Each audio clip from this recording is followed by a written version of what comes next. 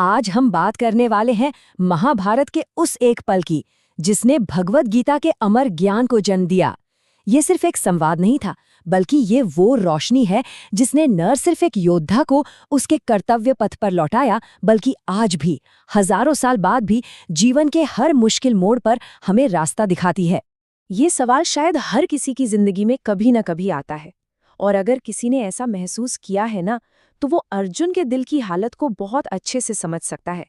देखिए, ये कहानी सिर्फ एक प्राचीन योद्धा की नहीं है, ये हम सबकी कहानी है। हर उस इंसान की जो कभी न कभी जिंदगी के एक ऐसे मोड़ पर आ खड़ा होता है जहां सब कुछ धुंधला लगता है, सब कुछ कंफ्यूजिंग लगता है। तो चलिए इस यूनिवर्सल कॉन्फ्लिक्ट की जड़ तक चलते हैं। ये समझना बहुत जरूरी है कि ये कथा सिर्फ किसी एक वॉरियर की नहीं, बल्कि हम में से हर एक की है, हर उस इंसान की जिसे एक मुश्किल फैसला लेना पड़ता है। असल में अर्जुन का जो ये अंदर का संघर्ष है ना, वही तो हर इंसान का संघर्ष है। और शायद यही वजह है कि हजारों साल पुराना ये ग्रंथ आज भी इतना पर्सनल लगता है, इतना रिलेटेबल लगता है। क्योंकि सच तो ये है कि हर कोई अपनी जिंदगी में कभी ना कभी अपने कुरुक्षेत्र में खड़ा होता ही है। तो चलिए अब सीधे चलते हैं कुरुक्षेत्र के मैदान में। सोचिए, दो विशाल सेनाएं आमने सामने हैं, और यहीं ठीक बीच में हमें वो असली जड़ दिखेगी जिसने अर्जुन को पूरी तरह से जकड़ लिया था। वो जड़ थी उनका गहरा मोह, उनका गहरा दुख। जरा उस सीन को इमेजिन कीजिए। अर्जुन, उस जमाने के सबसे बड़े योद्धा, अपने रथ पर खड़े हैं, पर सामने कोई अनजान दुश्मन नहीं है। सामने है उनके अपने दादा, उनके गुरु, उनके भाई, वो लोग जिनका उन्होंने हमेशा सम्मान किया, और आज उन्हीं पर तीर चलाना है। बस इसी एक ख्याल ने उनके दिल दिमाग को ऐसा जकड़ा कि उनका सारा हौसला, सारा संकल्प मोम की तरह पिघल गया। अर्जुन के इन शब्दों में उनकी हताशा साफ झलकती है। वो कह रहे हैं कि भाई, जिन लोगों के लिए ये सब जीतना है, अगर वही नहीं रहेंगे तो खून से सनी ऐसी जीत का फायदा ही क्या है। और इतना कहकर वो लड़ाई से साफ मना कर देते हैं। और यहीं पर शुरू होती है असली दुविधा। एक तरफ है उनका क्षत्रिय धर्म, उनकी ड्यूटी, जो कहती है कि अन्याय के खिलाफ लड़ो, और दूसरी तरफ है उनके अपने इमोशंस, उनका अपना प्यार जो उन्हें रोक रहा है।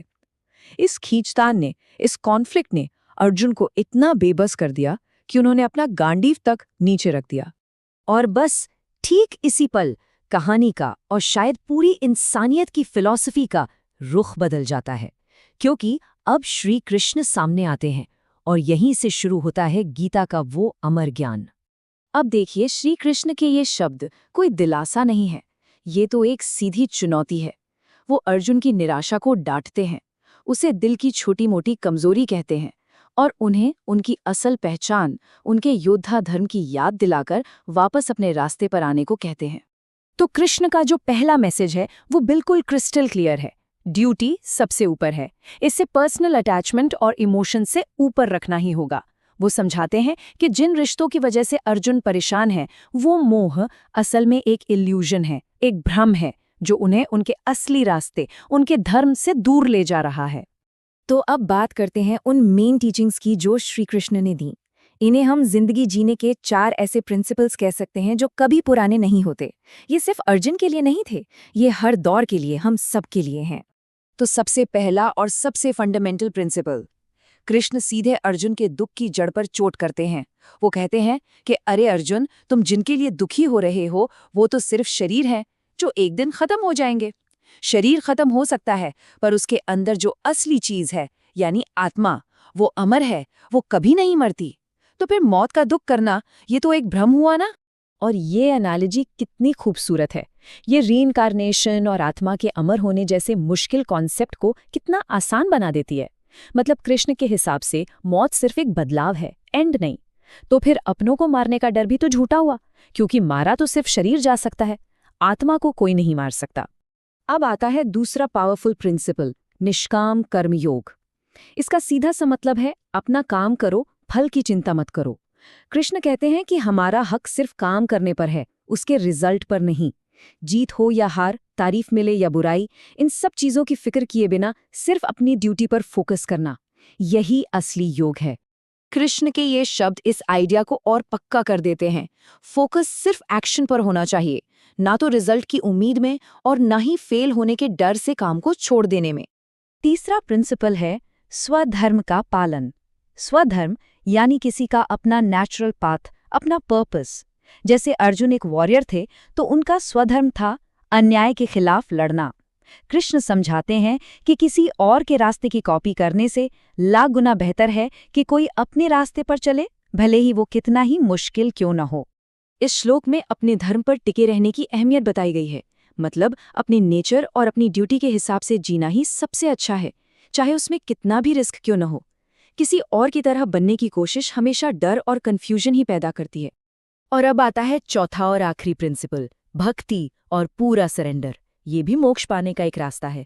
एक ऐसा रास्ता जहां इंसान अपने कर्मों के बोझ और टेंशन से आज़ाद होकर खुद को ईश्वर को सौंप देता है। यहाँ कृष्ण एक तरह से आखिरी वादा कर रहे हैं। वो भक्ति के रास्ते पर चलने वालों को पूरी सेफ्टी और फ्रीडम का भरोसा दे रहे हैं। ये एक कॉल है पूरी तरह यकीन करने का, सरेंडर करने का, जहां मैं का भाव यानी ईगो खत्म हो जाता है। तो आत्मा का अमर होना, बिना फल की चिंता के काम करना, अपने रास्ते पर चलना और पूरा सरेंडर, ये 4 प्रिंसिपल सिर्फ उस पुराने युद्ध के मैदान के लिए नहीं थे। चलिए अब देखते हैं कि ये हजारों साल पुराना ज्ञान आज की मॉडर्न जिंदगी के चैलेंजेस में हमारी मदद कैसे कर सकता है। गीता की फिलॉसफी सिर्फ स्पिरिचुअल नहीं है, ये बहुत बहुत प्रैक्टिकल है। सोचिए, निष्काम कर्म ये हमें वर्कप्लेस के स्ट्रेस और रिजल्ट की टेंशन से बचाता है। स्वधर्म ये हमें सही करियर चुनने और मुश्किल फैसले लेने में गाइड करता है। आत्मा के अमर होने का ज्ञान जिंदगी के उतार चढ़ाव में मन को शांत रखता है। और भक्ति ये हमें सिखाती है कि कैसे बिना किसी स्वार्थ के समाज के लिए कुछ किया जाए। तो बॉटम लाइन ये है कि गीता सिर्फ कोई हिस्टोरिकल कहानी नहीं है, ये एक टाइमलेस गाइड बुक है, एक मैनुअल है जो सिखाती है कि क्लैरिटी और पर्पस के साथ जिंदगी कैसे जी जाए। ये हर उस इंसान के लिए है जो अपनी जिंदगी में अपने कुरुक्षेत्र से गुजर रहा है। और आखिर में ये पूरी बातचीत एक बहुत ही गहरे सवाल पर आके खत्म होती है। किसी का अपना धर्म क्या है, अपना पर्पस क्या है?